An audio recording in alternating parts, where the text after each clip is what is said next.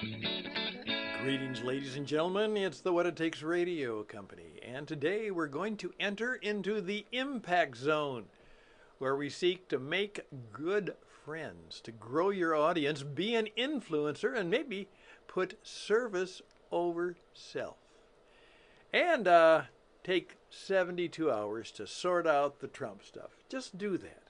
And please join the KYW Club this year. Just take 15 minutes to learn something that'll help you this year so you can thrive in 25. Greetings, ladies and gentlemen. This is Stan once again. Stan the radio man, perhaps the coach man, at least the broadcaster man in some ways. And I thank you for your time and attention today. Well, yesterday was a big day in America. The transition took place in Joe Biden gave up the presidency and Donald Trump took it over in quite a day of ceremony and controversy and cold weather.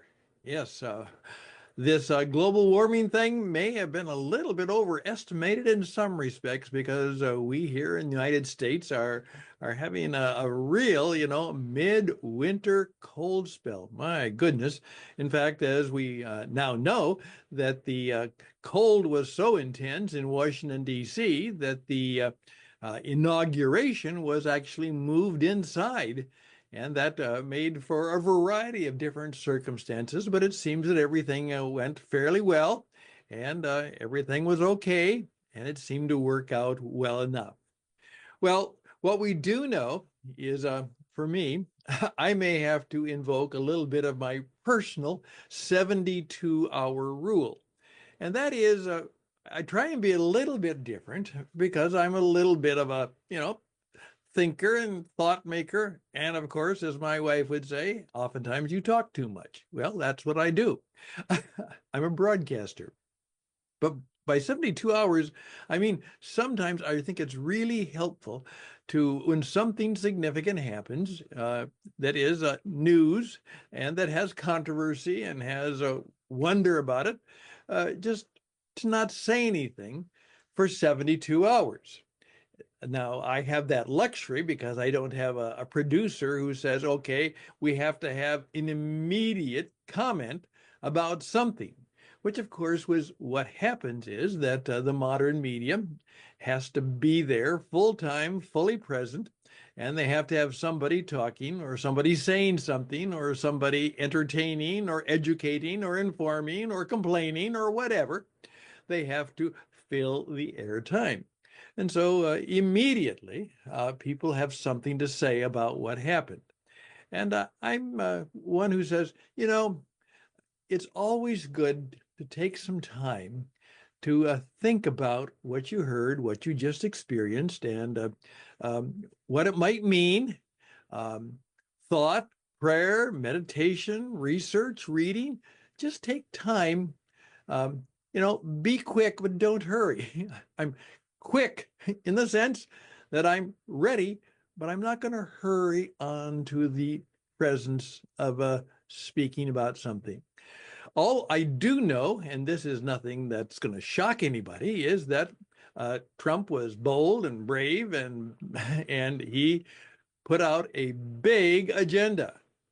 And he has said that he is going to make an incredible amount of changes in the way things happen in the United States, particularly in the forms that he can control, which is that he is going to radically change the way the government is going to operate and some of the things it's going to require, and that what we have experienced in the last 4 years under Joseph Biden will be very, very different. He's going to do it very differently. Well, we will see. Well, we will see for sure he will be different because that's who he is. But what will it mean to us? And what will it mean to the, quote, Commonwealth, which means that, in effect, we all are in the world together. Our wealth and well-being is a commonwealth, a common well-being. What affects one of us affects somebody else, and what affects a lot of us will affect a lot more of us because we have so many things in common. And what we are told is that Joe Biden said that he's going to get back to common sense for the commonwealth and the common wisdom and the common life expression of the American people. Well, of course, there are a lot of people who are not very happy about that. Well, the majority probably are, because he very much is, okay, here's one of my favorite expressions now. KYW. KYW. Keep your word. What you said you are going to do, or what you're going to try and do, or what you plan to do and purpose to do, keep your word. KYW. I've come to the conclusion that a good deal of our trouble in life and in work is that the old expression of a man's word is his bond. You know, it's when he says something, he's putting money on it, that if he doesn't, he will pay the price. Keep your word. Well, Donald Trump has said that he's going to do what he's going to do, or at least he's going to keep trying to do everything he can do to make what he wants to do happen. Well, somewhat within that respect is that Joseph Biden had said that he was not going to pardon his son, Hunter. Well, of course, he did. He didn't keep his word on that. And now everything else is very messy, because not only has he not only pardoned his son Biden, but he has pardoned a variety of people in the administration, and family and friends, and a variety of people, and said, if you find that they did something wrong, well, that's too bad for the prosecution, because I have pardoned them from all of those things. All right. So we will see. However, I would remind you that think about KYW as you're going forward. Make an effort to be better at KYW. You know, but I gave my word, and whenever you can, and oftentimes even when you can't, at least make the effort and apologize and ask for forgiveness when you didn't keep your word. So I will wait maybe 72 hours before I begin to evaluate, at least for my own business. I've watched it, I've experienced it, I paid attention to it. A number of things, since I have rather conservative tendencies, I'm agreeing with, but I don't know what all of this is going to lead to and how it will eventually work itself out, whether it'll be good for me and my business and my family. We will see, which, by the way, is oftentimes what you will actually hear from Donald Trump himself. Well, we will see. And that's true. We will see. So I point that out. Now, of course, part of you all know that this beautiful study that I'm at, of course, it's completely fake. It doesn't exist. But what can be more and more is that people will do more and more of what I am doing. What is happening is that many people are now getting their information from other sources than the quote mainstream media, the big media companies. Much of their credibility has been shattered. And so now, interestingly enough, we're finding that YouTube may have a greater selection of news sources and news places and news spaces, and that the streaming platforms are taking over. And that means that the cable networks will suffer. Obviously, the regular broadcasting and radio and television broadcasting, what we call in the business the towers and transmitters people, are in trouble because so many more people are going to get their news, information, and entertainment. News, entertainment, weather, and sports. News. They're going to get them from other sources than the usual sources we've had for many years on conventional and traditional radio and television. And I've also noticed something else that is beginning to happen, how this is beginning to spread. Victor Davis Hanson is a man who is well known, and many people have heard of him.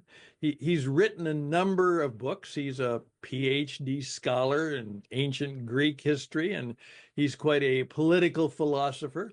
And he's just kind of a ordinary guy, but he's very bright, very well known, and very well respected, and has made occasionally, he appearances on different TV programs. He comes on as a guest. All of a sudden, I noticed that he is doing what a lot of the influencers are doing. He has now decided that just like I'm taking about 10 or 12 minutes, he is going to do a daily program. Now, daily might mean, 5 days a week, and maybe the weekends off, maybe every day.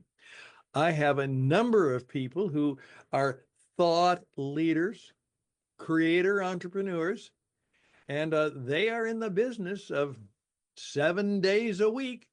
They are putting something out there into the universe of noise and news, and who knows all what it could be. But even he, rather conservative, very traditional, a writer of books. Yes, he's an author. And that's why I'm saying is that even today, book publishing and podcasting will be coming together.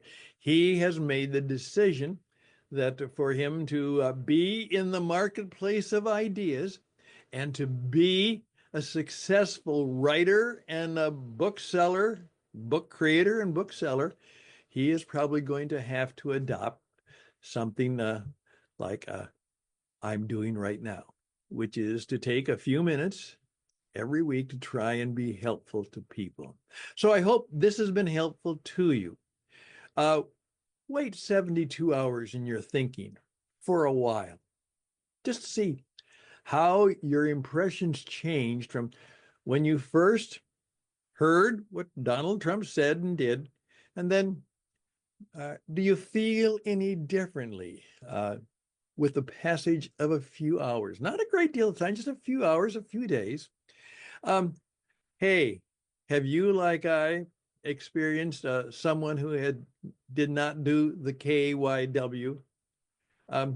Could you make an effort to join what I would call the KYW Promise Club? Keep your word. Do what you say you're going to do.